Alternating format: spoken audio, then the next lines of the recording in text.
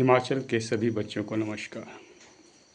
बच्चों, आज से पहले हम जब भी आपके सामने आए तो सिर्फ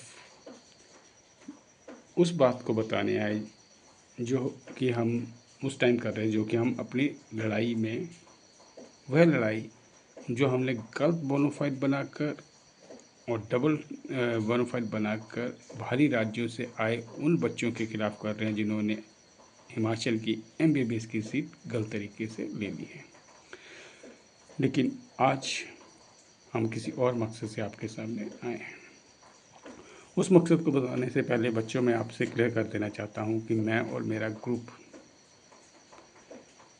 दिल की गहराई से ये चाहता है कि जो इस बार का 2025 का जो बैच है उसको तो कम से कम न्याय मिल जाए। जो क्राइटेरिया है, जो 2022 का क्राइटेरिया है, वो इस साल लागू हो जाए, जिससे कम से कम इस साल के बच्चों को तो न्याय मिल जाए। हमारी दिल से यही इच्छा है और इसी इच्छा के कारण पिछले 2 महीने से जो हमारा हाई कोर्ट में, आदरणीय हाई कोर्ट में केस चला है, हमने अपने वकील साहब को कहकर उसको कुछ टाइम के लिए विराम दिलाया था। हम चाहते थे कि हमारे उस केस से इस बैच के बच्चे इफेक्टेड ना हों और हमारा ये मानना था कि जैसे ही प्रॉस्पेक्टस रिलीज़ होता है उसके बाद हम अपनी लड़ाई फिर शुरू कर देंगे। तो हमारी दिल की इच्छा थी, प्रवृत्ति। लेकिन कल शाम को एक बुद्धिजीवी ने अपने ग्रुप में एक मैसेज डाला और उस बुद्धिजीवी का कहना है कि वह ग्रुप जो कि डबल डोमिसाइल और गलत बोनाफाइड बनाए बच्चों के खिलाफ लड़ रहा है, वो CM साहब से और आदरणीय CM साहब से और आदरणीय सेक्रेटरी हेल्थ से मिले और उनके जो उनका प्रार्थना पत्र उसको अफेक्ट किया है।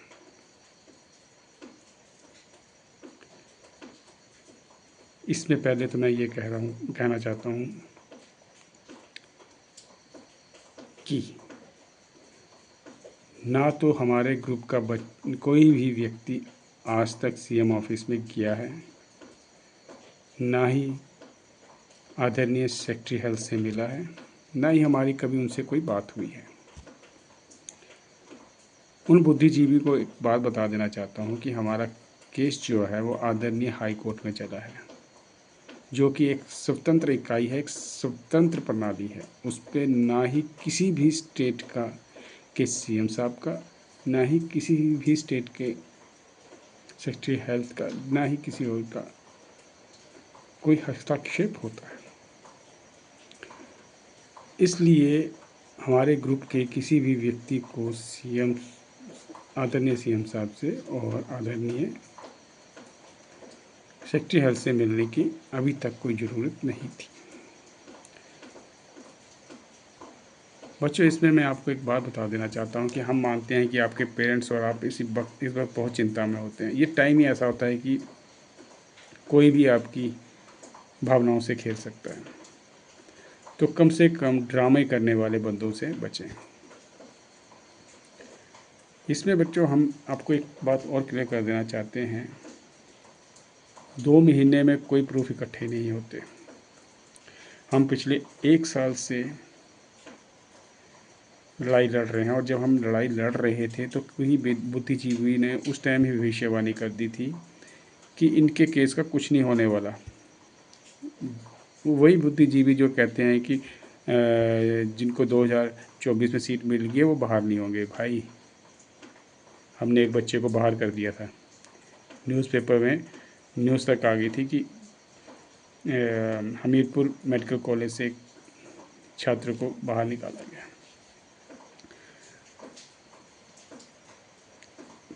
दूसरी बात मैं बच्चों आपको बता देना चाहता हूँ कि पिछले 2 साल से बोलिए, विनोद जी भी हिमाचल के हित के लिए लड़ रहे हैं। मैं बात बता देना चाहता हूँ कि उनके बेटे की MBBS क्लियर होने वाली है, उनको वो अपने बेटे के लिए नहीं लड़ रहे हैं। तो पिछले 2 साल से वो हिमाचल के बच्चों के हित के लिए लड़ रहे हैं। वो कभी भी ड्रामा करने जाओ अपने आप को दिखाने सामने नहीं आए। हम पिछले 1 साल से लड़ रहे हैं।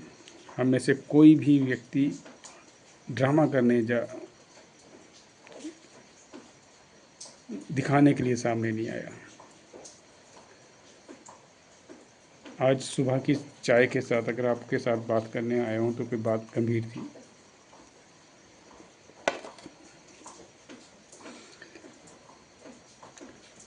बच्चों, जब प्रूफ इकट्ठे करने होते हैं ना, तो उसमें सबसे बड़ा तरीका एक RTIs होती हैं। और एक RTI को लेने के लिए आपको कम से कम 1 महीना और ज़्यादा 3 महीने लग जाते हैं, क्योंकि RTI का जवाब कई बार आपको ये मिल जाता है कि आप थर्ड पार्टी हैं, कभी कुछ मिल जाता है। तो हमने हर क्षेत्र, हर विभाग में RTIs लगा के प्रूफ इकट्ठे किए थे। हम उन इलाकों में गए थे जिन इलाकों में उस बच्चे ने गलत बोनाफाइड बनाया था, और वहाँ पर जाके FIR करवाई थी, जो कि हमारे लिए बहुत खतरे की बात थी। हम फिर गए थे, हम उन स्टेट्स में गए जहाँ के वो रहने वाले थे, वहाँ से प्रूफ इकट्ठे करके लाए उनके इलाकों में जाके। ये एक ख़तरनाक बात थी।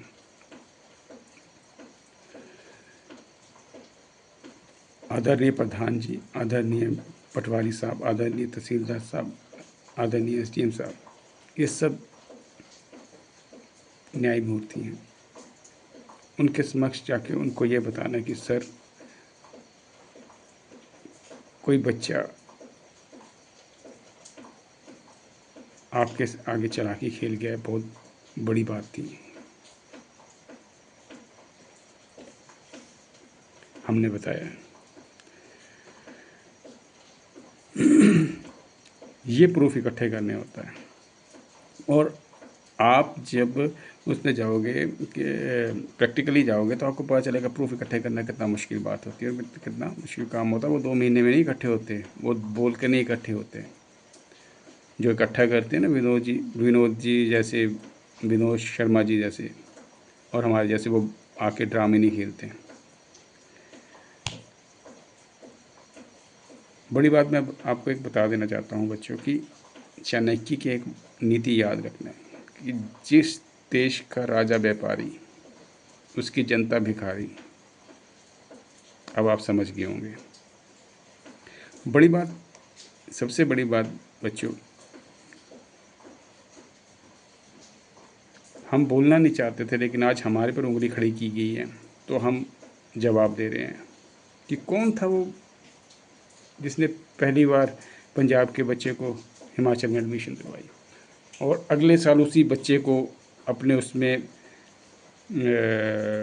गेस्ट बना के बताया कि देखो इसका तो केस ही बड़ा वो था और मैंने इसको एडमिशन दिलवाई थी। बोलने को हम भी बड़ा कुछ बोल सकते हैं, लेकिन हम सिर्फ ये चाहते हैं कि अगर कोई व्यक्ति हिमाचल के हित के लिए लड़ रहा है तो वो लड़े। इस बात में मैं आपको एक बात बताना चाहता हूँ कि एस्पायर के MD साहब हमें बहुत ही साफ दिल के बंदे लगे थे। उनमें एक जुनून था हिमाचल के बच्चों के लिए कुछ करने का। आज वो कुछ कदम पीछे खींच चुके हैं, क्योंकि उनका भी मानना है कि हेल्प करना चाहते हैं, ड्रामा नहीं। और हम ड्रामा, वो कहते हैं हम ड्रामा क्यों नहीं करना चाहते कि हमारा तो रिज़ल्ट उछल उछल के बोलता है, हमें किसी के आगे कुछ बोलने की ज़रूरत नहीं है। लेकिन वो दिल से हेल्प करना चाहते थे।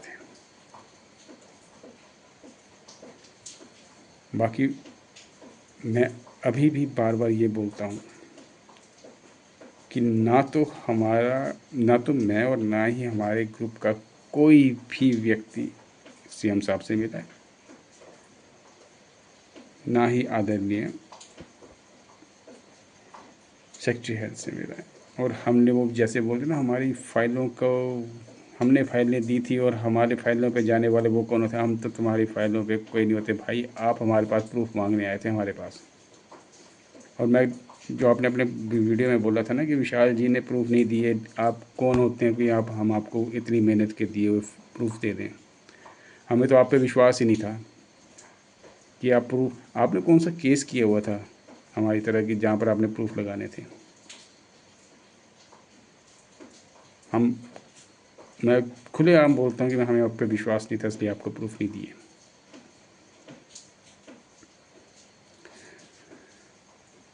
दूसरी बात अच्छा कि हम अभी भी दिल से चाहेंगे कि सीएम साहब आपकी बात सुने और 2022 का क्राइटेरिया लागू करें। कई बोलते हैं, कई बुद्धिजीवी बोल रहे थे कि इनको 2022 का जो 24 का क्राइटेरिया के बारे में नहीं पता। भाई, जिनको क्राइटेरिया के बारे में पता था ना, उन्हीं ने पंजाब के और बाहरी राज्य के बच्चे को क्राइटेरिया अच्छी तरह समझाया, समझे। और अगर हमें समझ में नहीं आता ना क्राइटेरिया, तो पंजाब को वो बच्चा बाहर नहीं हुआ होता। और भी बच्चे जिनके खिलाफ हमने प्रूफ दे दिए हुए ना इस बार, वो बाहर होने के उसमें नहीं होते। तो आप अपनी लड़ाई लड़िए, हम आपके साथ खड़े हैं। आपकी साथ की हमें कोई ज़रूरत नहीं है। आप हमारा साथ देना कभी भी मत आना। और क्योंकि आप हिमाचल के बच्चों के हित के लिए लड़ने का दिखावा जो कर रहे हो, जब लड़ रहे हो, उसके लिए हम आपके साथ खड़े हैं। धन्यवाद।